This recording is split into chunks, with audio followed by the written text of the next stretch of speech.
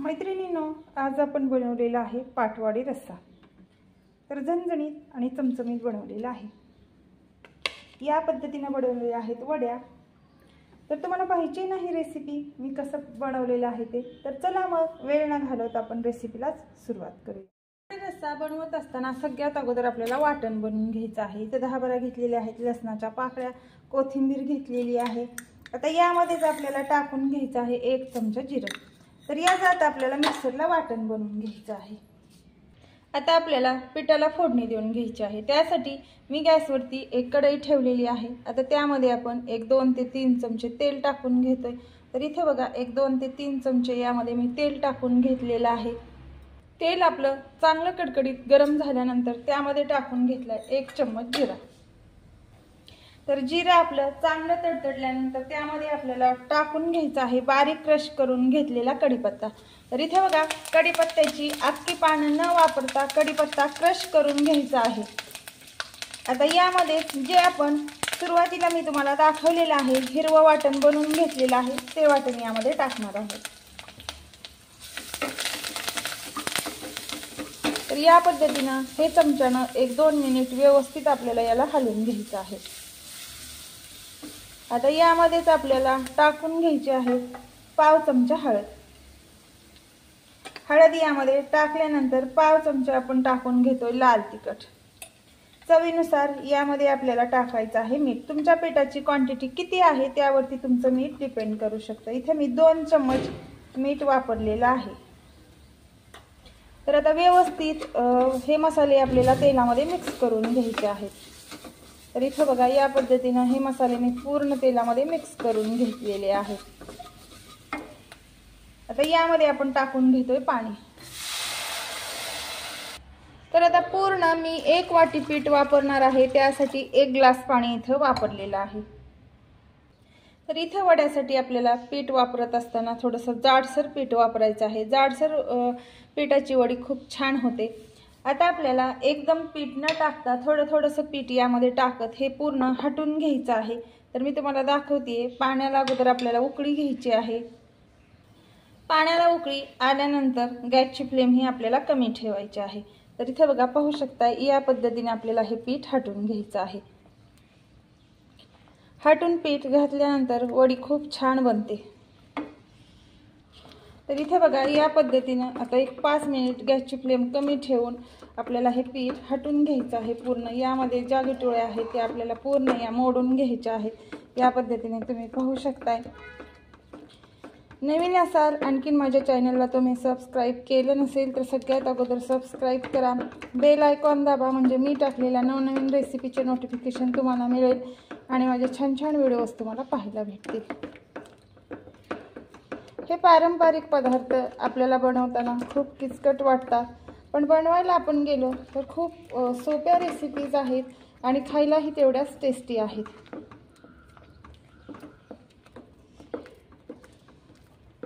या पद्धतीने तुम्ही नक्कीच पाटवडी रस्सा करून बघा, खूप छान लागतो आणि या वडीची टेस्ट सुद्धा अप्रतिम आहे।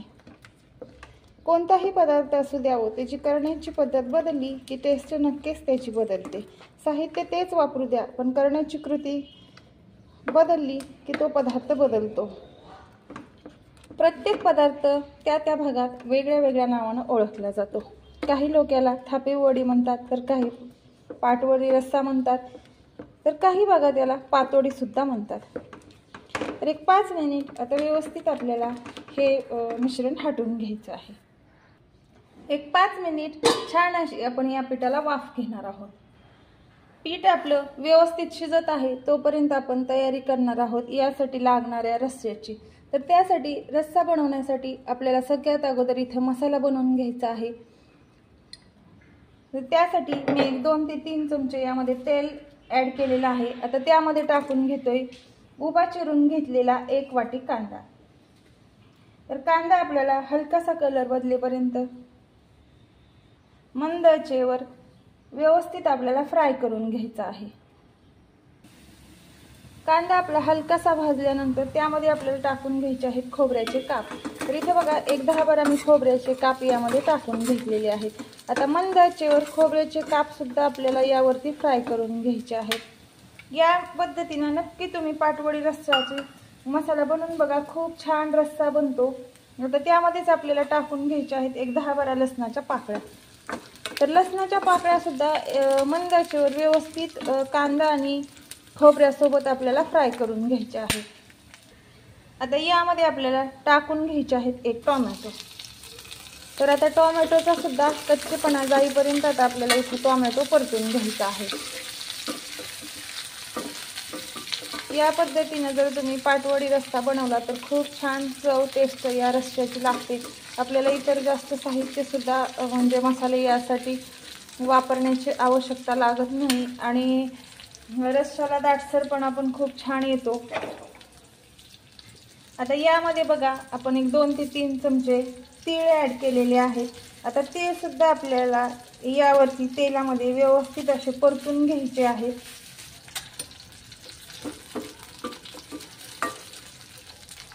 आता यामध्ये आपण ॲड करतोय 1 चमचा खसखस. तर खसखस सुद्धा आपल्याला तिळासोबत व्यवस्थित आता यावरती मंद आचेवर परतून घ्यायची आहे. तर खसखस ही सगळ्याच्या शेवटी टाकायची आहे, कारण खूप लवकर ती भाजली जाते. तर आता आपण खसखस टाकून आणि तीळ टाकून झाल्यानंतर गॅस बंद करतोय.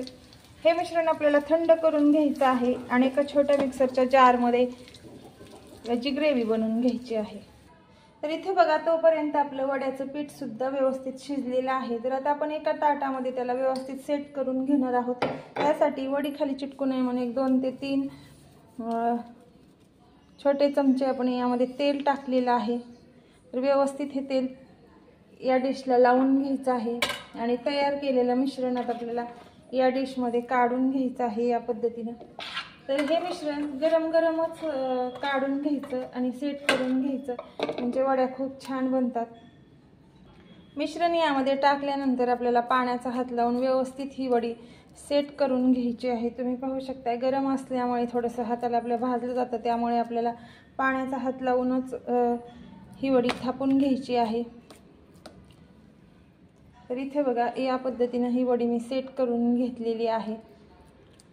ही वडी ताटाला सेट करत असताना त्याला तेलाचा ब्रशनं किंवा हाताने मग तेल पसरून घ्यायचं, म्हणजे वडी आपली अजिबात चिटकली जात नाही. जर आपण खाली तेल लावलं गेलं नाही तर वडी चिटकली जाते, त्यामुळे आपल्याला तेल लावून घ्यायचं आहे. आता यावरती आपल्याला टाकून घ्यायचा आहे खोबऱ्याचा खीस. तर भरपूर प्रमाणात टाकायचा, म्हणजे वडी खायला छान लागते. तर या पद्धतीने बघा इथे मी टाकून घेतलेला आहे खोबऱ्याचा खीस. आता त्यावर तर इथे बघा आता हे व्यवस्थित आपल्याला या वड्या कापून घ्यायच्या आहेत कट करून. या पद्धतीनं तुम्हाला हव्या त्या आकारात तुम्ही या वड्या कट करून घेऊ शकता.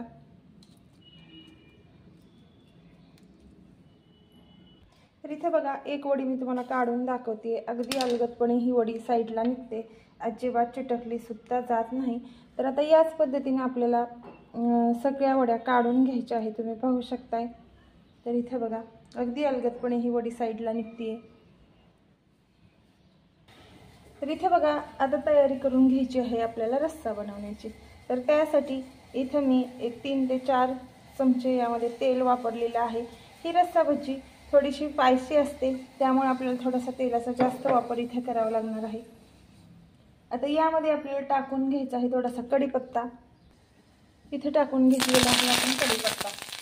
तर आता आपण हे जे वाटण बनवलेलं आहे ते वाटण यामध्ये ॲड करतो.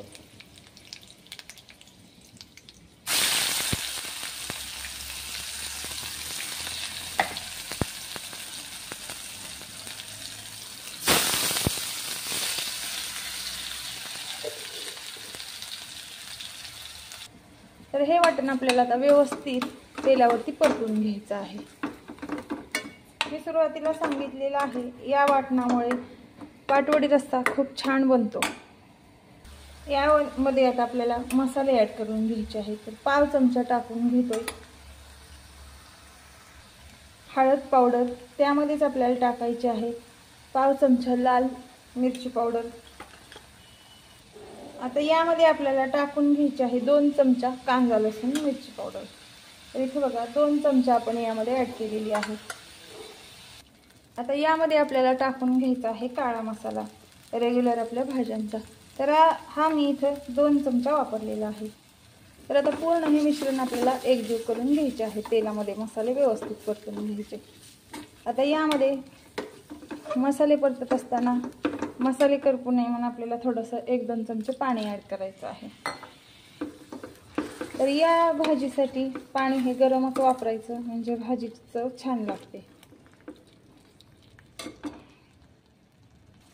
आता यामध्ये टाकून घेतोय चवीनुसार मीठ।